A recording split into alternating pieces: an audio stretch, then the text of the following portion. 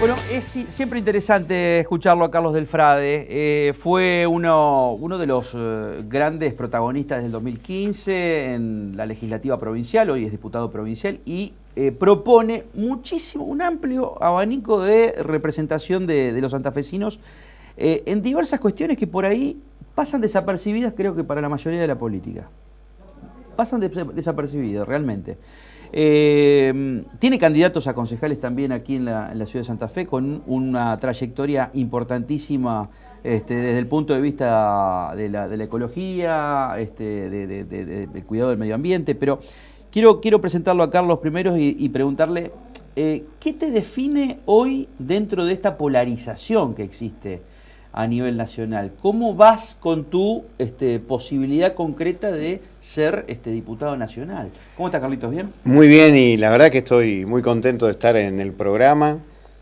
Recién lo estaba escuchando con mucha atención a Jorge Boazo y realmente muy interesante que por lo menos haya debate en algún lugar en la provincia porque queremos debatir. Lo que nosotros decimos y se lo mostramos al pueblo de Santa Fe en este año y medio que estuvimos trabajando como legisladores. Yo llevo presentado 356 proyectos en un año y medio, mucho más que diputados que han completado 2 periodos con 8 años. Entonces lo que vio el pueblo es esto, que laburamos mucho y decimos aquello que los demás ya no dicen, que se han callado la boca. La ciénaga en que se ha convertido el Poder Judicial en la provincia porque están nombrando a mujeres y hombres que vienen del Poder Ejecutivo o son familiares de integrantes del Poder Judicial o del Poder Ejecutivo. Eso ya no lo dice ni el peronismo, ni el radicalismo, ni el socialismo, ni el PRO. ¿Por qué? ¿Por qué pasa eso? Porque para mí están quebrados ideológicamente, creen que la política es solamente gerenciar, un verbo horrible que se impuso en la década del 90 y era eso nada más que administrar desde el Estado los negocios de los privados, y me parece que eso es lamentable.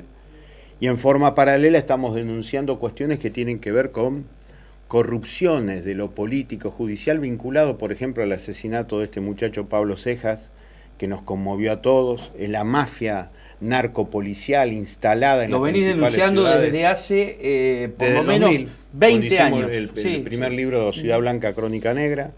Lo mata la mafia narcopolicial a Pablo Cejas. 4 tranzas de Villa Yapeyú, en donde él había denunciado 34 puntos de venta ilegal de estupefacientes con complicidad absoluta de la Comisaría Séptima. Eso nosotros lo convertimos en un pedido de informe el 3 de mayo pasado.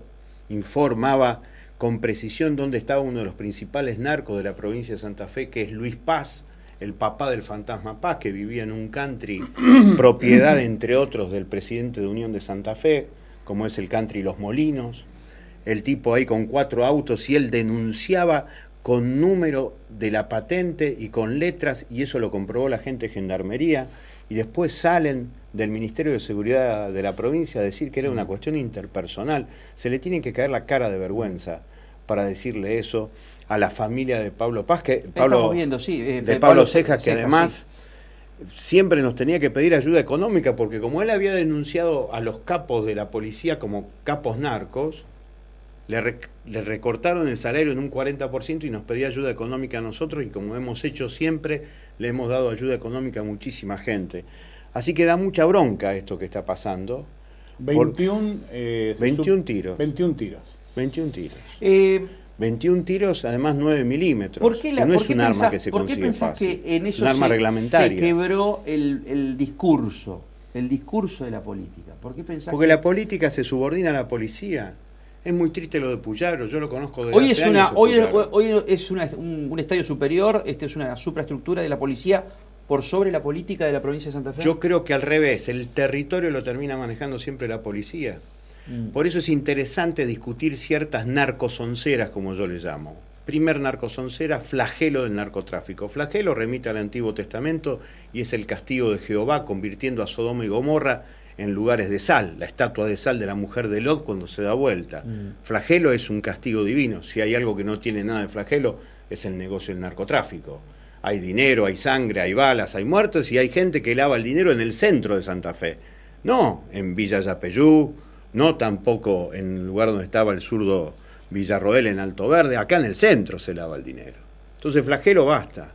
La otra narcosoncera, Estado ausente. ¿Cómo el Estado ausente? No, nunca. El Estado siempre está presente. El tema es cómo, de forma virtuosa, con una escuela, con un puede hospital, haber con un una obra Estado pública, o la representación del Estado haciéndose el pelotudo, digamos, que otra cosa. o Estado ¿no? corrupto, a través de fuerzas policiales corruptas como las que tenemos. Queda claro. Entonces lo que me parece que es fundamental pensar que esta cuestión es directamente proporcional a lo que ellos suponen que es la tasa de homicidios que la gente se puede bancar. Entonces Puyaro sale a decir, descendió un 25%. Ahora, Puyaro salió a decir homicidios. también que la mejor funcionaria que tiene el gabinete de Macri es Patricia Bullrich. ¿Cómo entendés vos esa relación que existe cuando se empezaron a matar, cuando arrancaron los primeros meses de Lichi y de Macri? Es hasta que arreglaron el lugar en la cartelera, después ya... ¿Que es un de problema de Marquesina únicamente o de poder? Yo creo realmente? que el gobierno de la provincia, todas las políticas de Macri las bajó. El gobierno de la provincia de Santa Fe, con Alicia Siciliani a la cabeza, que ahora va a ser candidata número 3 en la lista que encabeza ese tipo extraordinario que para mí es Luis Contigiani, un tipo extraordinario que dice y hace lo que no dice ni hace el gobierno de Lischip. Alicia Siciliani, que es la de la tradición socialista, dijo que había que votar el endeudamiento por 17.000 millones de dólares, lo dijo en el Congreso, porque hay que admitir que los pueblos han sido derrotados por el capital financiero. ¿Cómo una militante socialista va a admitir semejante cosa? Con el mismo argumento nos hicieron votar, a mí no, pero sí a los partidos mayoritarios en la legislatura, un endeudamiento por 500 millones de dólares, en lugar de tener la valentía de una buena vez de hacer una reforma impositiva en la provincia de Santa Fe. No que pague el pueblo más de luz y de agua. ¿Por qué no pagan las tres empresas portadoras? Ahí sí tengo que cotejar algún dato, una posición, sobre todo el justicialismo. El justicialismo fue la traba más importante, ¿no? Conocés, digamos, lo que fue la posición de Mercier como lobista. Vos decís la anterior, sí, seguro. Digo, la reforma tributaria que propuso Wiener apenas arrancó. Sobre todo en 2008, 2009, con el conflicto del campo, fue de lo más revolucionario que haya existido, digamos, de la vuelta a la democracia. Pero chocó contra lo que era... esta discusión hoy. Claro. Porque si después, con 700 kilómetros de uno de los ríos más caudalosos del planeta, como tenemos de costa, con el río Paraná, que te aumenten el agua en un 70%, un 40% la cuestión de la luz, no tiene sentido. Cuando hay en la provincia sectores que exportan 100.000 pesos por minuto, como fue el último balance presentado por Cargill, y no le cobramos un solo peso por ingresos brutos. Por eso ayer, cuando Lichi tenía la oportunidad de estar frente a la historia, ayer ¿cuál era la foto de Lichi allí en el Centro Cultural? Estamos ante la nación, somos acreedores de 50.000 millones de pesos. Lichi tenía la posibilidad de ir por más. Si no nos quieren pagar, muchachos, devuélvannos el derecho a cobrar los derechos a las exportaciones que nos robaron el 12 de septiembre de 1866 en la actual Casa de Gobierno, en el ex Cabildo de Santa Fe, cuando le dijeron a las provincias, estamos en guerra con el Paraguay y ustedes nunca más les cobran derecho a las exportadoras. Entonces le podría haber dicho a Macri, señor, empiezo cobrándole. Lo que pasa es que hoy el Congreso, tu representación, digo, dentro de una polarización absoluta en el país. Pero que no va a pasar en Santa Fe. Justamente debería tener más voces de no acomodarse tranquilamente calentando una banca. Por eso hay que votar en el Congreso diferente. Nacional.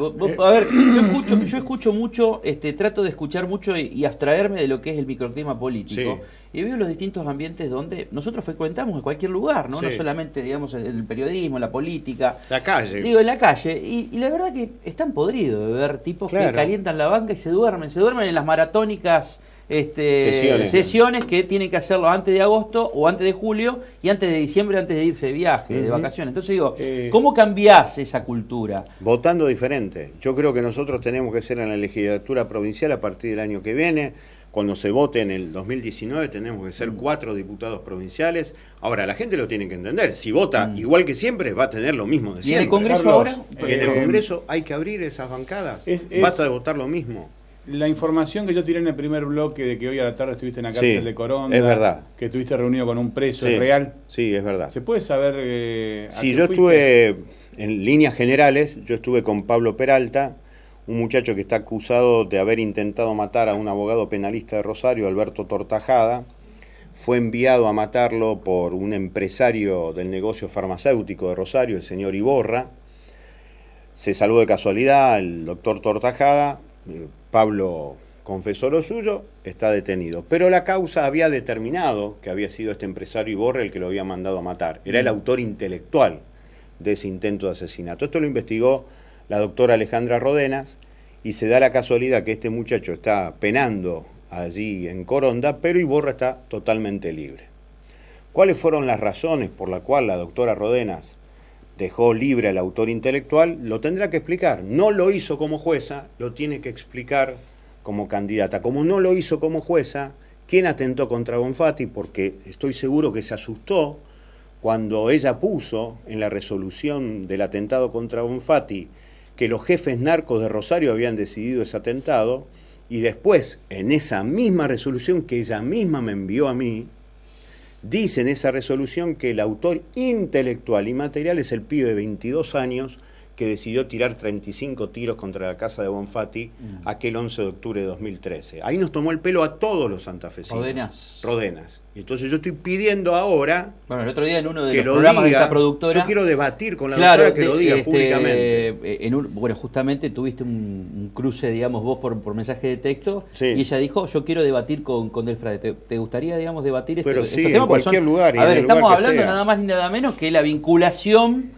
político-judicial en causas donde estamos pidiendo... No, porque no es poco, porque hoy Rodenas es la primera candidata de un sector del justicialismo. Del sector de la derecha del peronismo, que viene con los bríos del 75, porque es la derecha del peronismo, con los sectores burocráticos del peronismo, y que además dicen, una jueza con coraje. El coraje no lo tuvo como jueza.